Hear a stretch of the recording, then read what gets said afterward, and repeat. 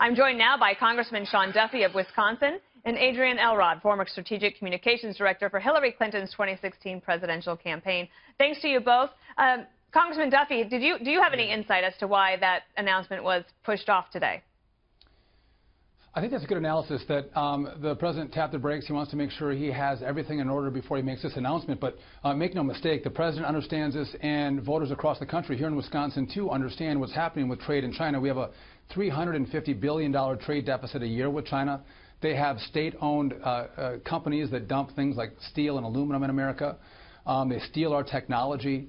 In Wisconsin, Harley-Davidson, a Wisconsin company, they have a 30% tariff on our Wisconsin bikes that we export and import into China. So Donald Trump getting tough on trade with China only helps American workers and fulfills a campaign promise. Adrienne, do you think that the Democrats would agree with that? I mean, the North Korea threat is something that we all have to face together as a country. Can we find some bipartisanship there? Well, look, I mean, first of all, the relationship that the United States and China have when it comes to handling the situation with North Korea and trying to halt nuclear proliferation in that country is extremely complicated, but also extremely important. But look, moving forward, I think Ed Henry just gave a really good analysis, which is we've got Donald Trump has a new chief of staff. He may be restoring some actual order to the White House.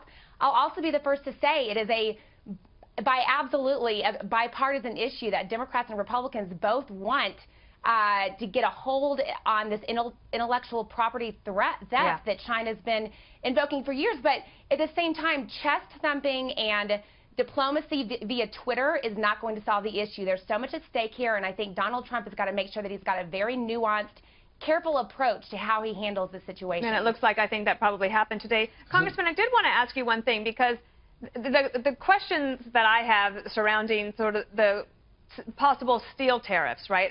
How do you think that that actually helps manufacturers in Wisconsin? I mean, these things kind of cut both ways, and are you concerned that there could be an overreaction by the United States that actually ends up hurting manufacturers in your state?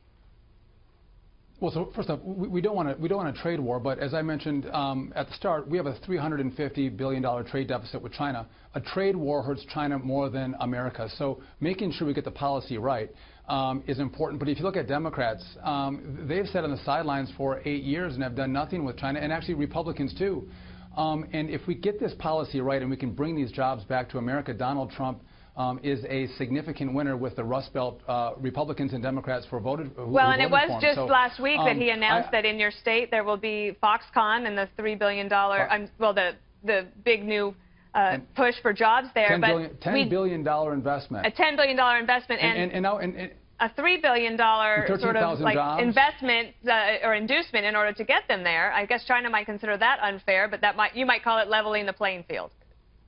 And on top of that, we have Mazda and Toyota announcing today that they're going to build a plant in, hopefully Detroit, but somewhere in America, which is going to be $1 billion investment and thousands of jobs. So Donald Trump, as a negotiator and as a leader, has been really effective in trying to level the playing field for the American worker. And if he does it, and he can make this trade fair with China, he is going to be a hero in places like Wisconsin, Pennsylvania. Thank you both for being here. I hope you have a good weekend. Adrienne, Congressman, thank you so much.